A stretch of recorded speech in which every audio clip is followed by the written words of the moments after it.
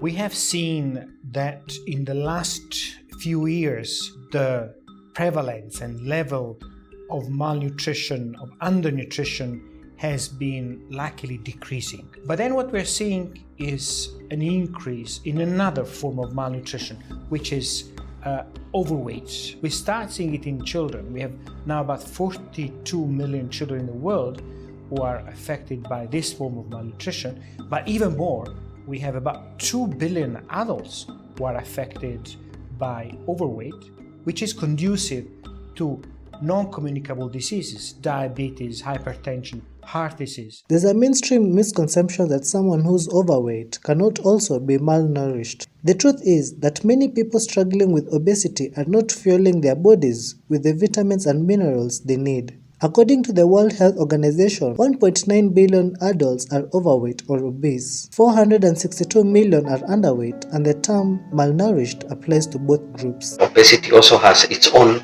issues. The so-called lifestyle diseases. You can develop diabetes, develop hypertension. You are not able to carry yourself very well because of the body mass. You can have malnutrition at any stage, either during childhood or even in adulthood. It can depend with whether it is lack of just specific requirements, specific nutritional components, or basically lack of anything to eat. So I think both the term can apply to both situations. There is often the misconception that hunger and malnutrition refer to the same condition. While the two often go hand in hand, there are significant differences. It is a common misconception that malnutrition means the same as hunger.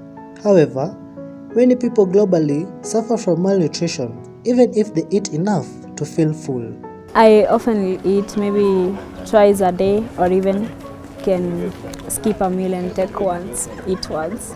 As a student, I used to eat anything that I could get my hands on, mostly junk food, and it was not necessarily what you'd term as a healthy meal. So after school, that's when I decided to focus on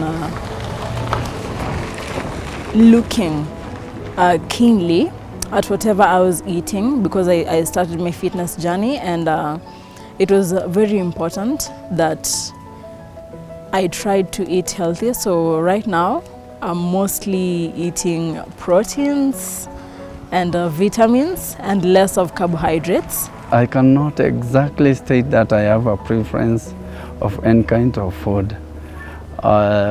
This will depend on the background under which I've been brought and the personal lifestyle. Like for me, I can partake in any food, but whatever is easy to get, whatever is available, whatever is clean, neat, I'm happy to use for it, actually to use it. But I most likely prefer taking like vegetables. I eat twice or once a day, not because I don't have enough money, but I just eat for pleasure.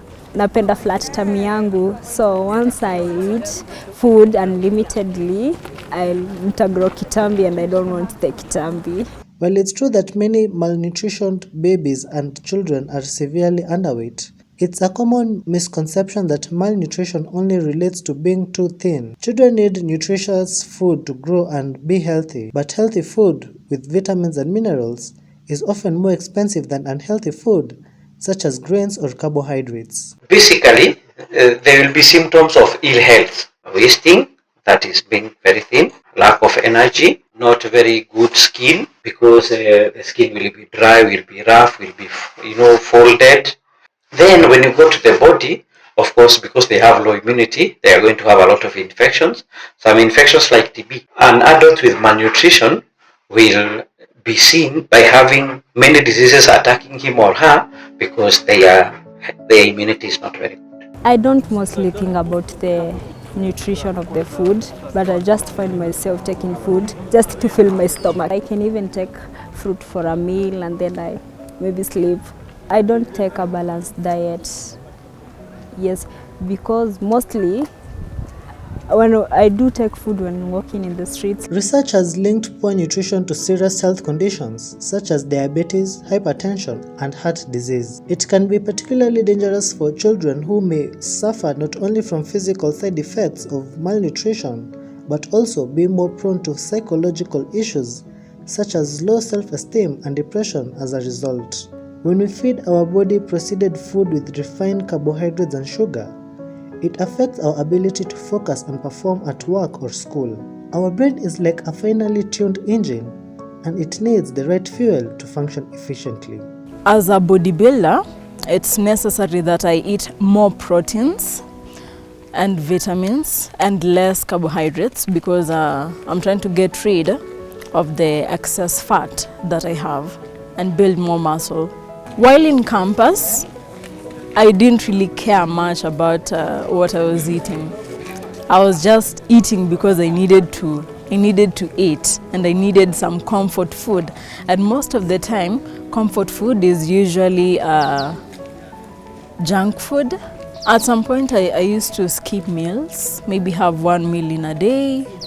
And because of the stress of projects and everything,